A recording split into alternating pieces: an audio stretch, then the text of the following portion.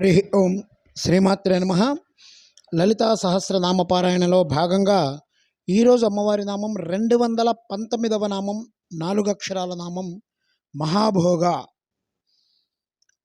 జపపారాయణ చేసుకునేటప్పుడు ఓం శ్రీ మహాభోగాయ నమః అని చెప్పుకోవాలి.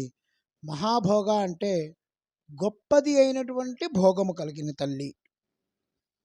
అనుభవించే దేన్నైనా సరే భోగం అనవచ్చు. సుఖాన్ని భోగించేటప్పుడు మనం భోగమనే వ్యవహారాన్ని చూపిస్తున్నాం. భోగ శబ్దం సుఖానికి, ధనానికి, రెండిటికి కూడా వర్తిస్తుంది. మహాభోగ అంటే గొప్ప సుఖం, గొప్ప ధనం కలిగినటువంటి వాళ్ళు అమ్మ లలితా పరమేశ్వరి. నిజానికి ఆవిడ దగ్గర లేని భోగం అంటూ ఏముంటుందండి?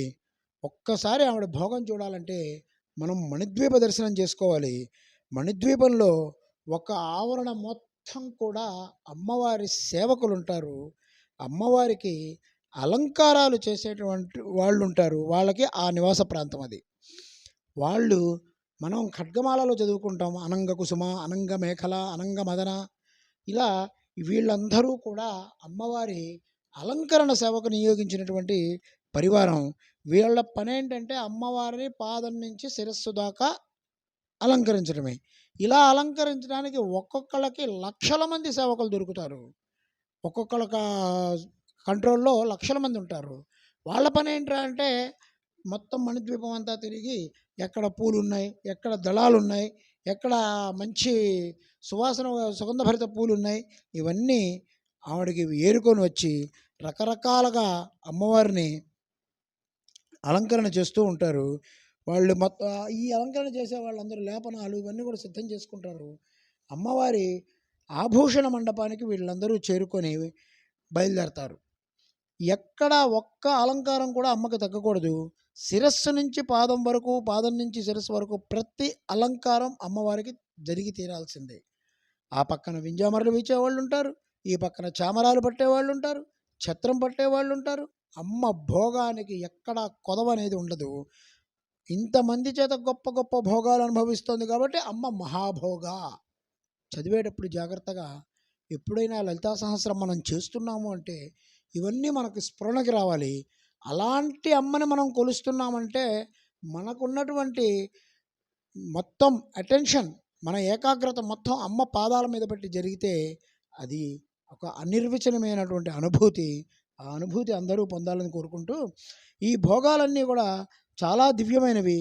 అంతేకాదు సృష్టిలో అన్ని భోగాల యొక్క సమష్టి స్వరూపం అమ్మవారు.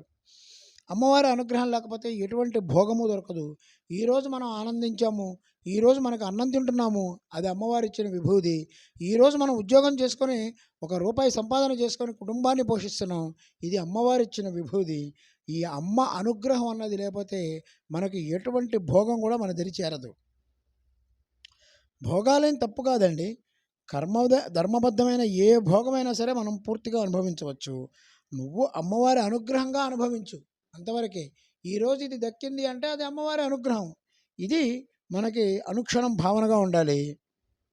ఇది అనుభవిస్తున్నంతసేపు కూడా అమ్మవారి ప్రసాదం అని మనం అనుకోవాలి. అలాగే ఆ తల్లి దయ ఉంటేనే ఈ భోగాలన్నీ లభిస్తాయి. ఒక మంచి సెయ్య దొరికిందన్నా, మంచి ఇల్లు దొరికిందన్నా, మంచి వస్త్రం దొరికిందన్నా అదంతా కూడా అమ్మ దయ. అమ్మ దయ వల్ల అన్నీ లభిస్తాయి. అందుకే సృష్టిలో కొందరికి ఇవి లేవు, కొందరికి ఇవి ఉన్నాయి. ఎందుకు? వారు చేసుకున్నటువంటి పవిత్రమైన పుణ్యకర్మల వలంగా అమ్మవారు వాళ్ళకి ఆ భోగాన్ని అనుగ్రహిస్తున్నారు. అభోగం అంటే శరీరం అని ఒక అర్థం ఉంది. దివ్యమైన విరాట్ స్వరూపం కలిగినటువంటి స్వరూపం అమ్మది. అందుకే ఆవిడ మహాభోగ. ఈ నామ స్మరణ చేయటం వల్ల కరువు నుంచి బయటపడతారు. ఉపాధి లేని వారికి ఉపాధి దొరుకుతుంది.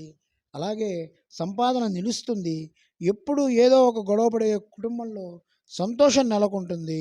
ఈ నామస్మరణతో నిత్యం ధ్యానం చేస్తూ ఉంటే ఒక కుటుంబానికి కావలసినటువంటి అన్ని అవసరాలకు సరిపడా అన్ని భోగాలు లభిస్తాయి.